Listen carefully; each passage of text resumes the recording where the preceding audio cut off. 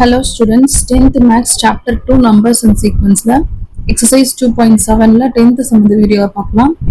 A man joined the company as assistant manager. The company gave him a starting salary of rupees 60,000. Assistant manager join பண்ணிருக்கான். அவன் starting salary வந்து 60,000 கொடுத்திருக்காங்க and agreed to increase his 5% annual. 5% வந்து annual increase பண்ணிட்டே இருக்கேன்னு சொல்லிருக்காங்க. What will be his salary after 5 years? 5 வருஷம்க்கு அப்புறம் அவன் என்ன salary வாங்குவான் அப்படின்றத நம்ம கண்டுபிடிக்கணும். ஃபர்ஸ்ட் கொடுத்திருக்க அமௌண்ட் வந்து எவ்வளோ இன்க்ரீஸ் பண்ணியிருக்காங்க அப்படின்னா 5% இன்க்ரீஸ் பண்ணியிருக்காங்க அப்படின்னா அந்த அமௌண்ட் வந்து எவ்வளோ அப்படின்றது இன்க்ரீசிங் அமௌண்ட் எவ்வளோ அப்படின்றத நம்ம கண்டுபிடிக்கணும் ஒவ்வொரு இயருக்கும். First increasing amount is equal to 60,000 into 5% அப்படின்னா 5/100. இப்போ 0 கேன்சல் பண்ணுங்க. 600 into 5 அப்படின்னா 6 5s are 30, 2 0 இருக்கு இல்லையா, ஸோ 3,000 அப்படின்னு கிடைக்குது. இதான் இன்க்ரீசிங் அமௌண்ட். ஃபர்ஸ்ட் இயர்ல இன்க்ரீசிங் அமௌண்ட் வந்து 3,000. ஸோ ஆஃப்டர் ஃபர்ஸ்ட் இயர் அப்படின்னா ஸ்டார்டிங் சேலரியோட இந்த 3,000 வந்து இன்க்ரீஸ் ஆகும். So 60,000 plus 3,000. இப்போ after first year which is equal to 60,000 plus 3,000 which is equal to 63,000 அப்படின்னு வாங்குவோம். அப்போ ஃபர்ஸ்ட் அமௌண்ட் இருக்கு இல்லையா, அதுதான் ஏன்னு வச்சுக்குவோம். ஓகே, அதனால ஏ இஸ் ஈக்குவல் டு 63,000. அடுத்து செகண்ட் இயர்ல எவ்வளவு கண்டுபிடிக்கணும் அப்படின்னா அதோட இன்க்ரீசிங் அமௌண்ட் என்ன பண்ணணும்னா 63,000 இன்டூ 5% வரும். ஒவ்வொரு ஆனுவலுக்குமே 5% இன்க்ரீஸ் ஆகுதுன்னு சொல்லியிருக்காங்க. அப்போ நம்ம டைரக்டா இந்த அமௌண்ட்ல பண்ணக்கூடாது. திருப்பி நம்ம என்ன பண்ணோம்னா அந்த ஃபர்ஸ்ட் இயர்ல கிடைச்சிருக்கு இல்லையா 63,000 அதோட இன்டூ 5% போடுறோம். So 60 increasing amount after second year which is equal to 63,000 into 5/100. 0 cancel பண்ணிருங்க. into பண்ணோம் அப்படின்னா 3,150 அப்படின்னு நமக்கு கிடைக்கும்.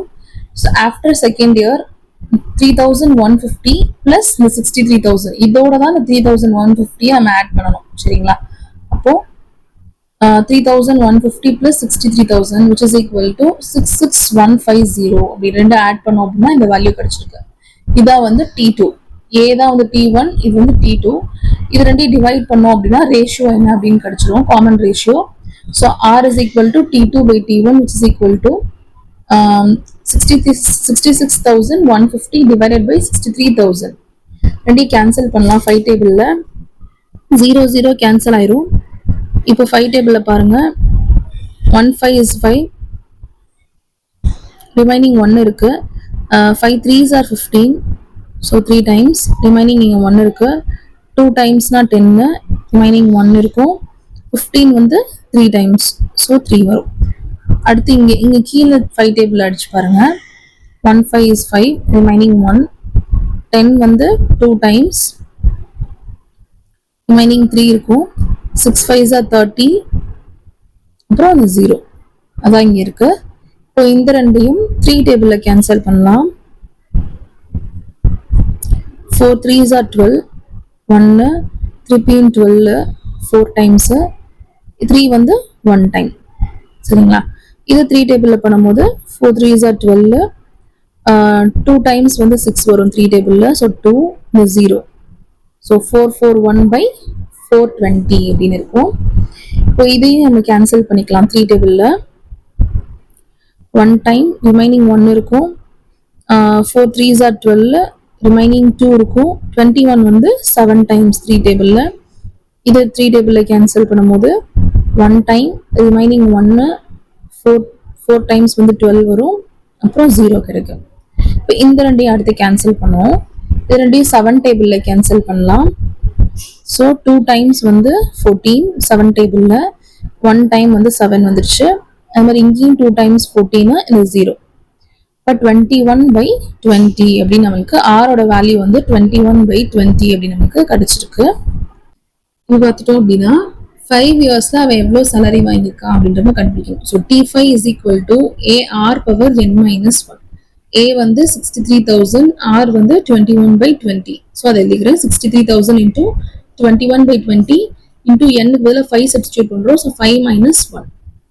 5 - 1 என்னது 4. ஸோ 21/20 power 4 அப்படின்னா 4 times அதை ஸ்பிளிட் பண்ணி எழுதிக்கலாம்.